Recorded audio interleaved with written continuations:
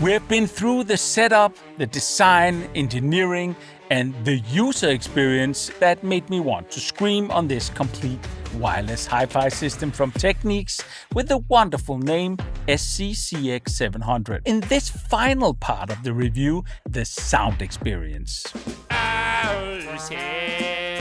Before we dive into the nitty-gritty, can I kindly ask you to hit that like button? Oh, thank you. So much appreciated. And if you feel like we might be meant for each other, go ahead and hit that subscribe button and the notification bell for real-time love. What really made me want to go more in depth with a little system like this was that during the initial burn-in period, where the system mostly just was used as a everyday background music system, it really caught my ear.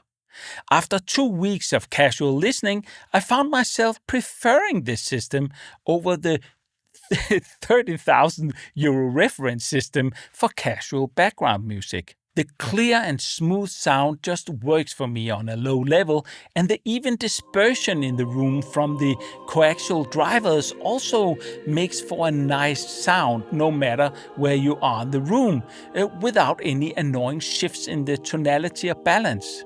This is not something that happens by itself. Many speakers, including the amazing Radiant Acoustic Clarity 6.2 speakers we tested here on the channel recently, can't do this. And you have to be in a very specific position to get the perfect frequency balance. But let's visit the listening sessions that listening team member Tim and I did independently to get a feel for how different the experience was to us. Remember, the full sessions with all gloves off are available exclusively to Patreons or can be purchased as a single purchase. So check out the Patreon page for more information on that if you want to see the entire thing. Let's start off by figuring out how much these guys can take. Do they hit the end stops? How loud do they actually become? Parallax. Wow.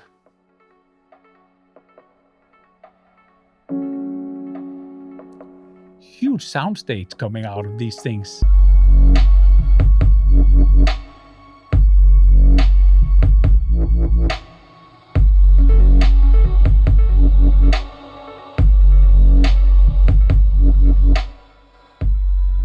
That's pretty amazing. No end stops is being hit here. I think we reached like 100 dBs in 3 meter distance.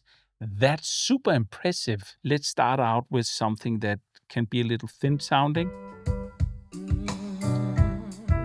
Wow.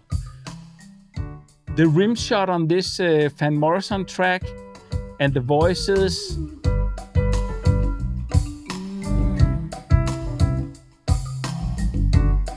What a soundstage.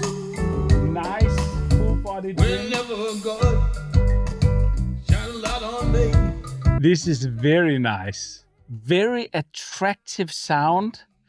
Little vocal forward. Beautiful sound staging. This is a 2,500 euro sound system. We've got to remember that.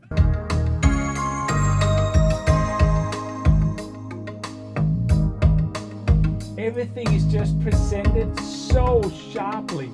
I mean, every element here is just carved out. It's so beautifully rendered.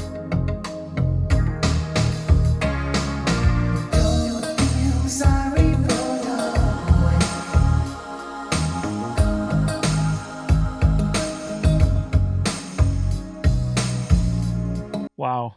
One of the freaks of nature. Not much sounding like that from the period, that's for sure, of electronic music.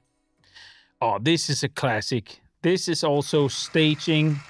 In other words, hold my hand.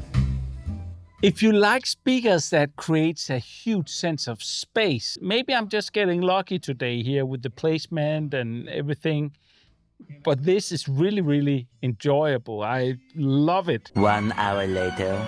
I don't think in the long run that sitting down like this and just listening for 4 hours, I think the smoothness will get to me.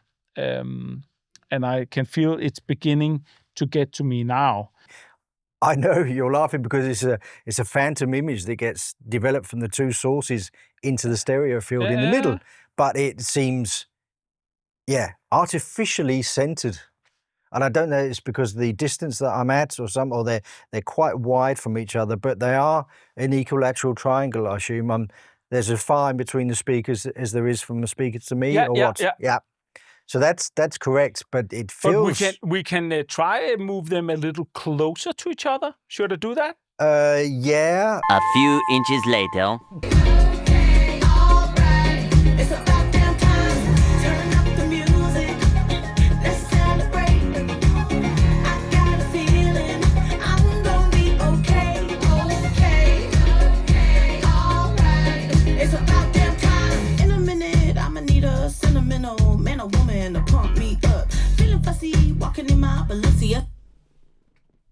Vocals are very, very forward.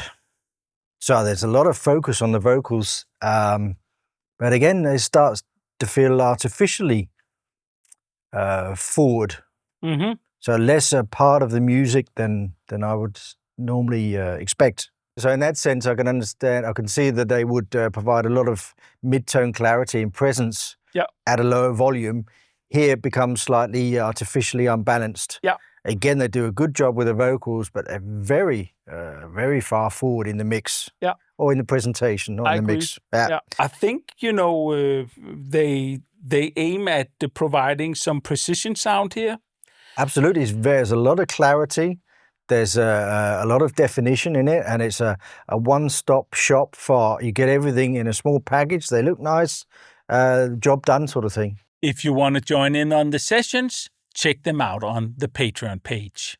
Link right here in the image. One of the real standout features on this little system is the Spacetune room correction.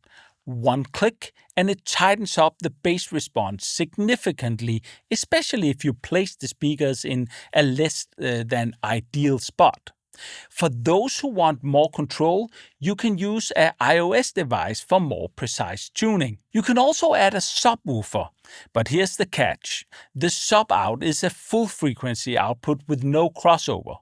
I tried to use it with a Buchart Sub 10 subwoofer, and while it added deeper bass, it didn't offload the low frequencies going into the main speakers. The built-in room correction doesn't apply to the sub-out either, so good integration can be really tricky to achieve and will most likely just work against your balanced sounds coming from the speakers only.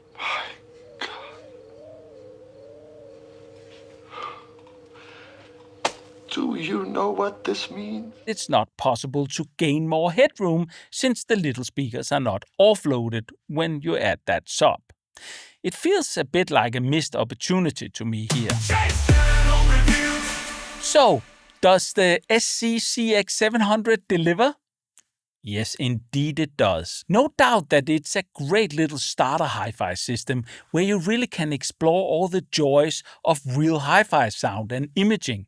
Without breaking the bank, that is. We also get pretty solid and reliable operation once the system was set up and running, and the flexibility you get here for placement is just undeniable. We both had really good wife acceptance factor responses, and even if you have to work with less than optimal placement of the speakers, that built-in room correction makes access to a pretty balanced sound very achievable. When judging it as an adult hi-fi speaker where you sit down in front of the speakers and listen for hours on end, we noticed some honkiness to the mid-range as Tim expressed it.